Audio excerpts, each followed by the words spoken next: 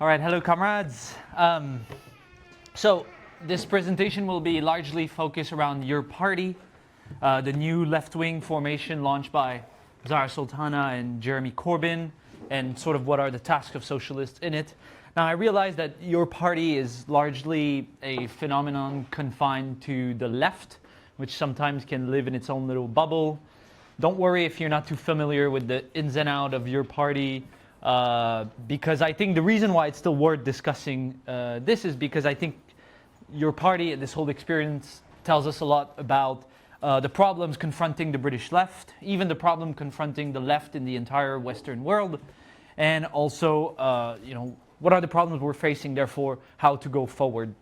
So, what's the context in Britain? A little bit very quickly, I'm sure all of you know, Britain is facing an economy in complete stagnation with falling living standard.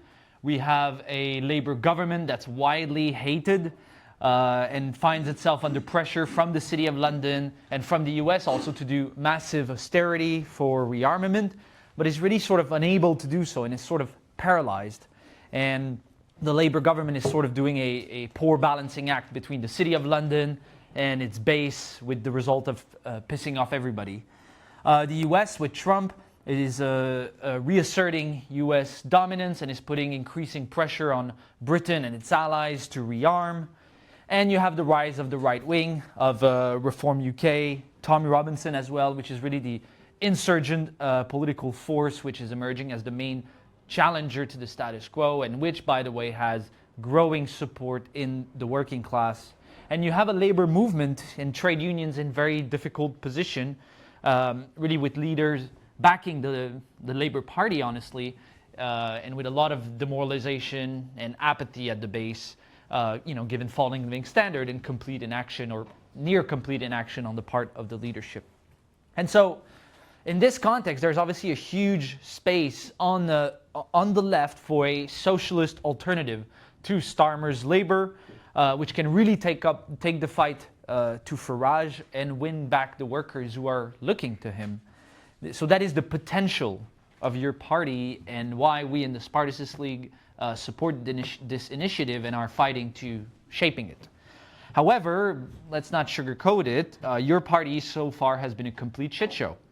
So since the start, it's been plagued with faction fights at the top, bureaucraticism, a lack of political vision, and recent week really saw a bitter factional struggle between Corbyn and the independent MPs on one side and Sultana's faction on the other, largely over who controls the money, who controls position in the structure of the party. And needless to say, this has poured a lot of cold water on many of the 800,000 people who signed up for that new party.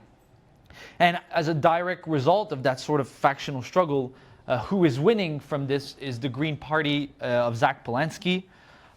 So the Greens are surging in terms of membership numbers and in the poll, taking a lot of people away from your party essentially. And they're really trying to position themselves as the dominant pole on the left and attacking your party really to make sure that it does not succeed. So what we're having really is a raging battle over who will fill the vacuum on the left in Britain, with the Greens having sort of a head start. And the question is really what's posed behind all of this is, will we have against Starmer and Farage a socialist and pro-working class alternative, or will we get a liberal middle class party? That is what the Greens are, which will be nothing but a desperate attempt to save sort of the collapsing liberal center. And that's really the question and the battle that's posed. And so for us socialists, we fight for the former. We want a socialist and working class party, not a middle class liberal option. And so I want to develop a bit in this forum to explain a bit like why your party has been so impotent. And that for us the reason it's really because it's mired in liberal politics. I want to talk about why workers are turning to the right and how we can win them back, which we believe is really the central task of the socialist movement. This forum is called How to Win the Working Class. And I want to try to sketch out a bit why the task of socialists is really to fight for a split with liberal politics. Anyway, so I'll go through all of this. So the first thing to understand with your party is that the launch of your party by Sultana and Jeremy Corbyn was not an act of foresight. They did not launch your party as a result of like having developed a new political understanding, a theory, a new understanding of the current political context. You know, Jeremy Corbyn has been dragging his feet for years and years in the hope that he'll be readmitted into the Labour Party. And Zahra Sultana really forced Corbyn's hand because she knew there was no future for her in the Labour Party. So Sultana and Corbyn did not drive this launch consciously on the political level. They were really pushed by external forces, the impasse inside the Labour Party and the pressure really of their own base of support to like do something against the rise of Farage, do something against the genocide in Palestine, and do something against Starmer's Labour. And this pressure really echoes what we are seeing throughout the Western world, and that is the collapse of the liberal center. So you all know we're living through a massive political sea change. What we're seeing really is the collapse of what we will call the liberal order, which has dominated politics for the last decades, liberal value, liberal politicians, and really a move towards a new, more right-wing, more authoritarian political status quo. Just look at Trump, for example, who's really bringing the sledgehammer against the values and institutions which have defined the Western world since the fall of the USSR or even before, and really pressuring US allies to do the same. You have the genocide in Gaza, really, which has exposed the utter impotence of the UN, human rights institution, and all that stuff. You have the Ukraine war, really, which is sending shockwaves throughout Europe and really challenging the entire sort of EU, NATO liberal setup in Europe. And you have the right wing rising, as I said, anti-liberal politicians really, who not so long ago were often on the margin of politics, but who are really now at the gates of power. And it's the case in Britain, in Germany, in France, etc. And so in this context, the liberal center is really getting squeezed and squeezed and squeezed. And this really generates like a hysteria and a panic among liberals who are seeing sort of the world that they knew, that they loved, like crumbling under their feet. And this hysteria also spreads to the radical left and even so-called socialists, because many of whom have spent really the last 30 years essentially embracing liberalism and seeing themselves not so much as Marxist or revolutionary, but as the most consistent liberals. And this is really what has forced Corbyn and Sultana on this trajectory. Like, your party does not emerge as a result of like a working class upsurge or a massive push in this direction. It's really from the collapse of the liberal center. And what this means as a result is that your party is really dominated by, you know, the dominant sort of ideas in it are really liberal politics, or more precisely really a sort of radical liberalism and panic at really this collapse. And you know, this means that for a lot of people in your party, the task is really sort of to save the liberal order and its ideas from its demise, really uphold the values of like human rights, the UN, or even the EU, and the values really of the Labour Party since Blair against really the right wing. And this is also why many supporters of your party end up in the Green Party, because the Greens are really the party of the radical liberal middle class. That's historically what they are, that's what they stay. And what really Polanski represent, Zach Polanski, it's really this liberal middle class which is panicking in the face of growing pressure and which is looking for a more like radical veneer. So that's sort of the first point I want to make. And the second really fundamental point which confront your party and this new left initiative is really the fact that the working class is turning to the right. So I've mentioned it already. So workers in Britain, but it's quite the case in the Western world, they're not turning to the left. They're not turning like to your party or Jeremy Corbyn. They're really turning to Nigel Farage, Tommy Robinson, and really the far right. And so that's really a key characteristic of the political situation right now, and a characteristic which the left is often really in denial about. So you hear leftists often saying like, oh, you know, 800,000 people have signed up for your party. You know, that's a lot of people. And so you hear that like, okay, well, the right is rising, but also the left is rising too. You know, you have sort of these two poles. But that's actually wrong, because which class do they represent? And so let's get real. When you take this 800,000 people who signed up for your party, how many do you think are industrial workers? How many of these 800 people really are proletarians? And how many of them do you think are based in the liberal middle class in the big cities? I would bet the vast majority of them.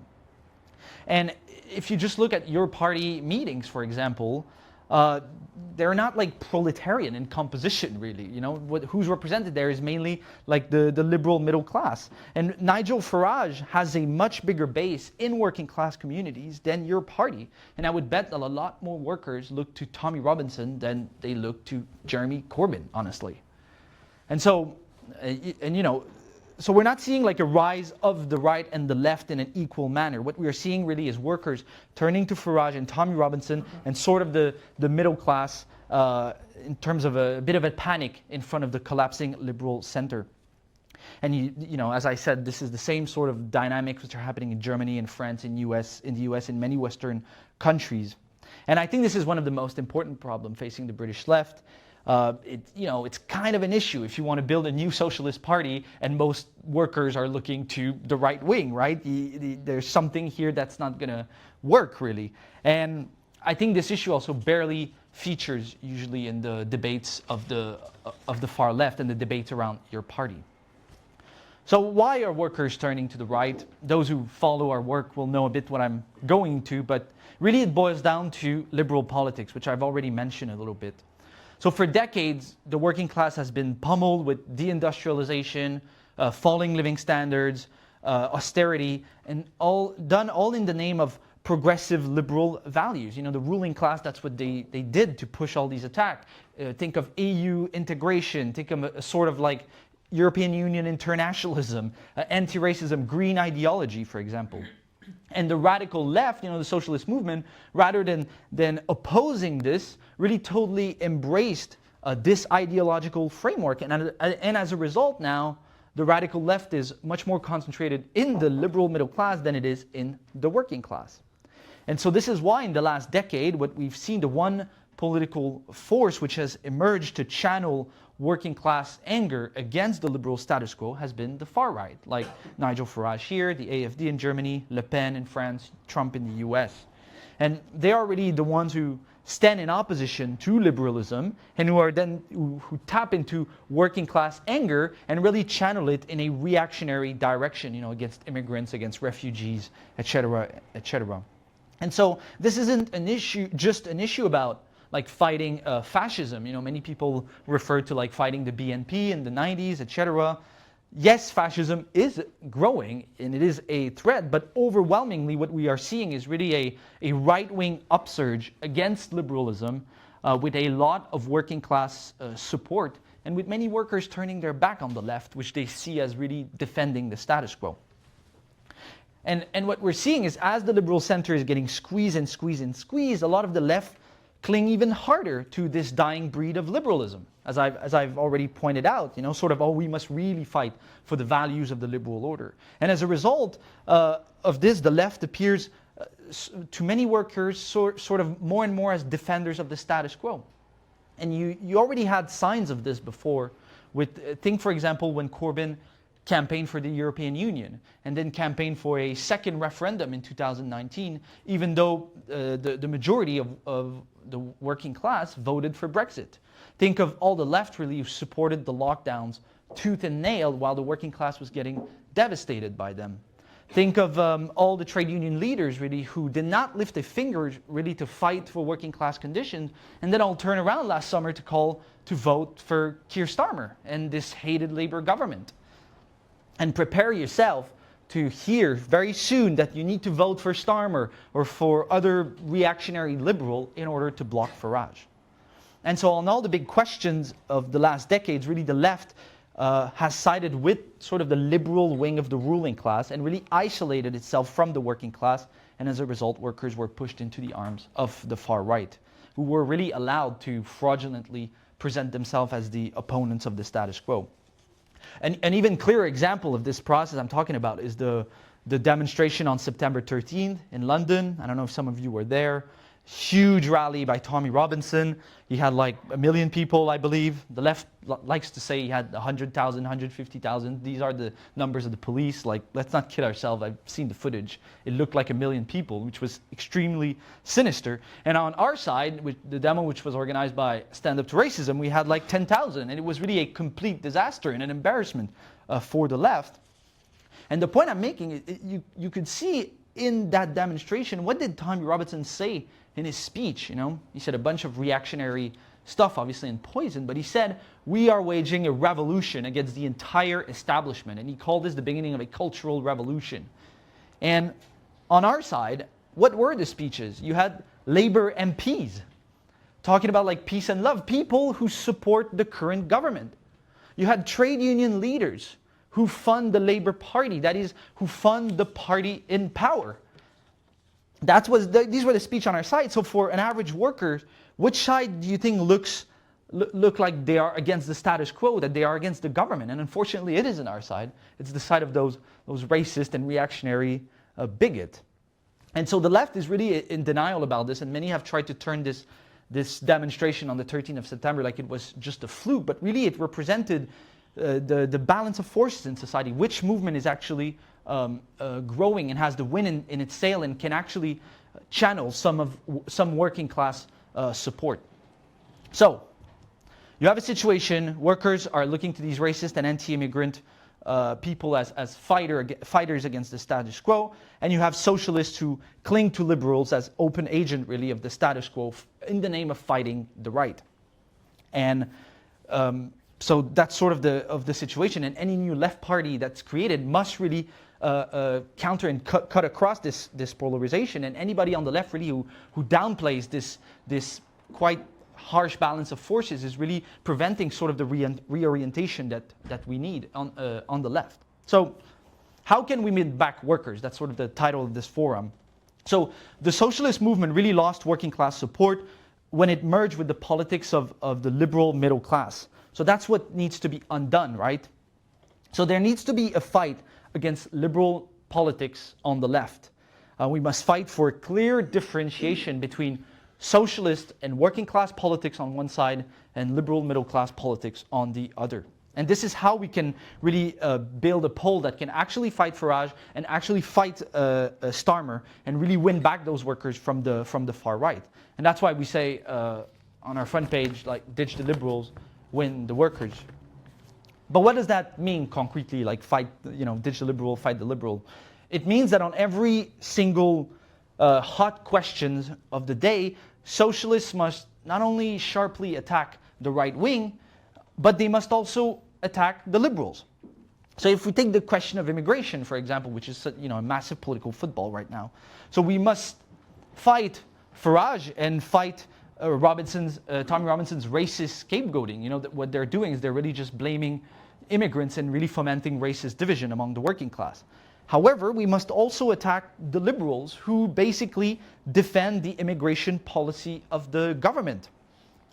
Socialists were against closing the border, but we must also oppose the policy of mass immigration, which has been used by the ruling class, by successive government, to drive down wages. But the liberals, really, in their fight against the right, they deny this. They covered this up. And they end up simply lowering for one wing of the ruling class who wants a lot of immigration to drive down wages against another one who wants to lower it. And that's a bit what the strategy of Stand Up to Racism, if you know them, amounts to. So take their central slogan, for example, refugees are welcome here. It's a slogan which is perceived by a growing number of working people as an attack, not on the government, but like on them often. Because the government sends refugees in these towns, which are really, really destroyed and impoverished. And so these people who have like no service now have also to care for refugees. And of course the government does this to pit people against each other. Well, if the left arrives here, just says refugees are welcome here, and says you're racist if you question this setup, well, you're inevitably playing into that divide and rule. And that's an example of how liberal politics does not unite the working class, but actually further divides it. So we must not capitulate to the right. We must defend immigrants, and we must confront also fascist thugs when they come out openly. But and we must make that case in the working class as well. But if the socialists are just seen as an appendage of the liberals, really, as defenders of the status quo against those who are angry, well, we'll never get a hearing among the working class. If I look, for example, also at the trans question, that's another very polarizing question. You've already seen it in your party. Socialists must defend trans rights against the massive reactionary backlash against trans people. It's really sort of the spearhead of reaction against, which will inevitably be directed against women, against gays, against all specifically oppressed people. But again, for us, there's a liberal way to fight for trans rights, and there's a working class and socialist way to fight for trans rights. And the liberals' main tool is too often moralizing people and drawing like hard organizational line based on what progressive ideas people have in their heads regarding gender theory, rather than making an argument based on class interest, on common struggle against the ruling class. And this is really like a liberal strategy, and it is counterproductive because it only pushes away more socially conservative people rather than win them over. And the socialists, what we insist is that we don't have to agree with every single idea in our head, but we have to agree to defend each other's rights. And that's the case we're making. You don't need to be a Muslim to defend the Muslim community against Islamophobic attack, obviously. Well, you don't need to agree with all gender theory to understand that you have an interest in building an alliance with trans people against the ruling class, an interest to defend the right of trans people to live the way they want. That's a much more stronger case to build unity between Muslim, between white workers, between more conservative workers, and trans people even. Because that's really the key. The trans movement is increasingly isolated, and that's something we must fight back. We also push a lot and insist on this. We have a new leaflet on the question, no alliance with the Green Party. I've already touched on it. The Greens are sort of the symbol of middle-class liberal politics. Really, they're hated by workers, and for good reason. And so many leftists on the left and in your party, they know this, but they're really squeamish about the Greens. They don't want to like upset the people who support them because they're leftists. But you know, the Greens right now are in a campaign to really go against your party. They want to recruit out of it. So it's key that we fight back and we denounce them for what they are really. The Greens, Zach Polanski supports NATO. He supports the European Union. He's really encapsulated this liberal politics with a bit of a radical veneer. Zionism is the same. I'm not going to go through all the point, but really the question of no Zionism in your party. You know, Corbyn refuses to say he's an anti-Zionist. Like, why? That's because, well, he's probably, I guess he's a Zionist himself, but it's also because a lot of people in his entourage are Zionist. And if you want to be accepted in the British establishment in this country, you know, among respectable people, you can't be an anti-Zionist. And that's why he won't say it. Or opposition to British imperialism. We must go against NATO, but we must also oppose imperialism as a whole. That includes the EU. That includes the economic pillage they do in the name of peace and human rights. You know, it includes as well opposing support to Ukraine and arms for Ukraine. I mentioned Polanski. He talks against NATO because it's led by Trump, but he's for remaining in it. And Zach Polanski wants to rejoin the EU.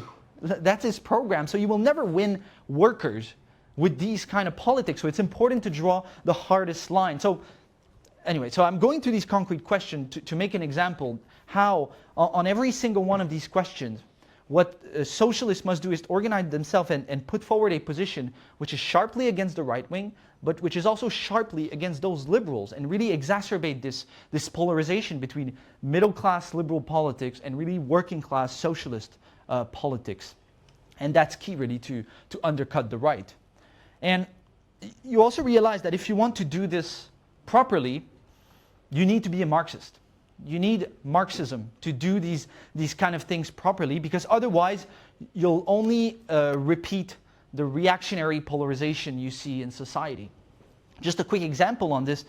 Many on the left these days are starting to argue things like, oh, well, we should not talk too much about trans rights, about racial oppression, about immigration. You know, it's not very popular. Let's focus on like economic demand. Let's focus on bread and butter issues. And that's wrong, you know. And the reason that's wrong is because these sorts of, Gary Stevenson, the economist, has been criticized for doing this sort of thing, and you see certain tendencies on the left. And that's wrong because people who say this, they're saying that the specific demand of trans people, the specific demand of immigrants, the specific demand of Muslims against their own oppression is the obstacle to unity. They have to put their demand from the side in order to realize unity. And that's the surest way to actually divide the working class. No, the working class must take up these demands. But faced with this tendency, you often have liberals on the other side who are outraged, who do want to defend trans rights, who do want to defend immigrant rights, Muslim community, etc., which is good, and they're angry rightfully, but then they fall back on liberal politics, identity politics, moralizing, and a liberal program to address these things rather than a class struggle one. And that's not right either, because you can't unite trans people, Muslim people, white workers or whatever, on the basis of a liberal politics, of identity politics. You can only recreate the same divisions you see. And so only Marxism enables you to really untangle all these things, because Marxism teaches you that the motor force for progress in society is the class struggle. It isn't what ideas people have in their head. It is the class struggle of workers against the ruling class. When that class struggle progresses, all the oppressed group also progress. And when it falls back, everybody loses in a divided manner. And Marxism also teaches you that workers have an objective interest in taking up the cause of immigrants, the cause of trans people, the cause of Muslim. This isn't something to be put to the side. Actually, if they want to wage the most efficient struggle against the ruling class, they must build an alliance with those oppressed groups. Therefore, they must take up their cause. It's not that they have to become like woke liberals or love immigrants or whatever, but they have an objective interest to push back against the attack against them. And thirdly, Marxism teaches you that that only if your final aim is workers' power and the expropriation of the tiny parasitic capitalist class ruling this society, it's only with this final aim in mind that you can unite all the oppressed and eventually solve all these various oppression. So, to come back to your party. So really what we argue is that the task of socialists in your party is to fight to advance this polarization between working class socialist program versus liberal middle class politics, and really fight for a split with liberalism. That's how we think we can build your party. That's how we can actually start to reach the working class and speak to its anger. And it's also how we can demonstrate that Marxism isn't some dusty thing from the 20th century, but it's actually the tool you need to unite the working class today. And that's why we've called for the creation of a revolutionary caucus in your party. We want to work with other group, with other individual, really on the basis of these politics, really to effectuate that split with liberalism and to push forward revolutionary socialism. We have a draft platform that you can look at. I've mentioned some of those points. Now this leads me though to an interesting new development in your party. So last month, Corbyn and Sultana were fighting really a terrible, I think, faction fight, which was really about money and position, and we had no side in this and really denounced that because it was really a split which was not based on politics but on organizational line. However, things are moving a little bit, and 2 days ago Zara Sultana and Jeremy Corbyn appeared on the same platform in Liverpool. And so Corbyn gave the same speech he gives since 50 years probably, like meaningless discourse about social justice, inequality, the poor people, and we need solidarity. And Corbyn's faction really, and it seems he's the one really now who dominates your party and has sort of pushed aside Zara Sultana. He's really positioning himself as the voice for these ex-Labour and crusty councillors, these conservative independent MPs who are all landlords, and really this sort of bureaucratic layer which is forming at the top of your party, and for whom your party is really just a vehicle to advance their career and be a little left-wing to feel good but not too much. And on the same platform, on the same day, Zara Sultana gave really a fiery speech for socialism, right? For seizing the means of production, proclaiming to be an anti-Zionist, anti-NATO, for fighting fascism in the street, for trans right, etc., etc. And she really is positioning herself to the left wing of this party. And her speech, I mean, it was really written as if it was like a checklist for like the far left in this country, like check, check, check. And I'm sure all the left will be gaga over it. So what is happening here? Well, what I think is happening is that Zara Sultana, she's been forced out of any position of control in this party, and she's feeling really the pressure from the Green Party, which is like raiding your party for membership. And she is being pushed to the left, like really forced to lean on the most radical and socialist aspirations of part of the base of your party. And this is a good development, because inevitably her politics will come into conflict with the sort of this crusty layer of Corbyn. You know, it was kind of clear in that room that there was two sort of pole who might not clash openly, but who sort of they represented different trends. So it opens, what is good, and what I mean is good, is that it opens at least the possibility of having a fight in your party, not about money and control, but about politics. But why should you not be gaga over Zara Sultana? It's because it's one thing to make a radical speech for socialism and seizing the means of production, but it's another to really organize a fight in your party on clear political lines, directed also at winning the working class, which is what our aim is. And also, Zara Sultana made this speech, which, you know, we agree with many, many, many things in it, but she's not broken from anything politically. She is really leaning on pushing to the extreme the left Labourite program in order to strengthen her position. And I guess the question for me, we will see, this is a new development, and I think the question is really, will she really organize a confrontation against Corbyn and this sort of bureaucratic layer on a political basis?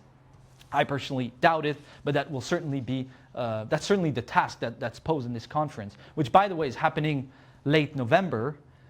There hasn't been any sort of political documents written. We will see what will happen, but that should be the line that happened, really a confrontation on key political question, and which can really make that demarcation between liberal politics and really working class socialist politics, as I've talked to. Now, I'll conclude I want to say a few words on different trends that we see in the far left that's present in your party. So I've sort of tried and lay out in a very compressed manner the sort of big problem facing your party, you know, liberal politics with the liberal center collapsing, the working class which is turning to the right, the leaders at the top who really don't have a program or a way to solve all the tensions tearing the left apart. And what has been the debates on the left? Has the left been debating about these questions? And the truth is that no. Like, most of the left has been absorbed by endless discussion on organizational structure and internal democracy. How should the party be structured? How should the delegates be elected? Should it be sortition? Should it be one member, one vote? Should it have grassroots democracy? And everybody has sort of their version of like the best organizational structure. And this is what you read a lot in the press of many far left organizations, from the Weekly Worker, not only, but you know, Prometheus a lot, and many other leftist papers. And this is often the main subject of discussion in your party meeting. And really, this is like bunkers. I hope I've tried in my presentation to lay out really the deep political problems really confronting your party. And if you think that a different way to elect the delegates is going to really solve this, like, you live on another planet, really. Like, do you really think that the reason that your party has been such a train wreck is because like the structure is not good enough? Like, this isn't the right response. So here's the thing about party democracy and those like who really fight for this. We do need a fight for party democracy. This coming conference in November will be anti-democratic. It's like sortition. People are just chosen by chance, and then there's thousands of them, so you probably won't even get to speak. Like, it is totally anti-democratic, and it must be denounced as such. But why is it anti-democratic? It's because really the whole way this party is being set up is to make sure that the far left, that revolutionaries, don't dominate it. That is always the source of bureaucraticism. When leaders need to make a deal or an accommodation with the ruling class against the revolutionary aspiration of the base, this is where you get bureaucraticism. This is what happened in the Soviet Union. This is what you have in the Labour Party, in the trade union movement. This is what you'll get in your party. So the way to fight that isn't just demanding more democratic measures. You must demand them, but you must combine this with a political struggle against accommodating with the ruling class. That's the source of all the problem, and that's really the issue with all the so-called fighters for democracy. I'm thinking of RS21, the Democratic Socialist Caucus. So they only push organizational measure, and even so they have taken sometimes just outright liberal position, like for an alliance with the Greens, a liberal position on immigration, and this will really hamper their capacity to wage a struggle for internal democracy and socialism. So the obsession on the left with organizational measure really must be combated, because it obscures really the source of the problem, which is political, having no answer to the big question of our day. Quickly, another trend you see on the left is abstentionism, the Revolutionary Communist Group or the Revolutionary Communist Party. The RCP pretends that they say that they're in your party, but it's pretty obvious to anyone that they haven't made any serious effort to engage in it, to build it. They're sort of keeping it at arm's length, looking how it will go, and watching it crash, basically hoping to snatch a few members. And I'm sorry, this is a wrong and sectarian approach, because whatever happens to your party will define the British left in the coming years.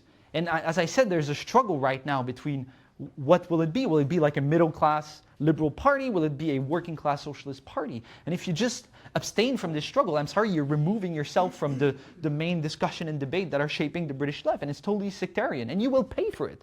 Because if your party is a disaster, and if the Green Party ends up winning, that's going to be a disaster for the entire far left, those who think they can exclude themselves from this included.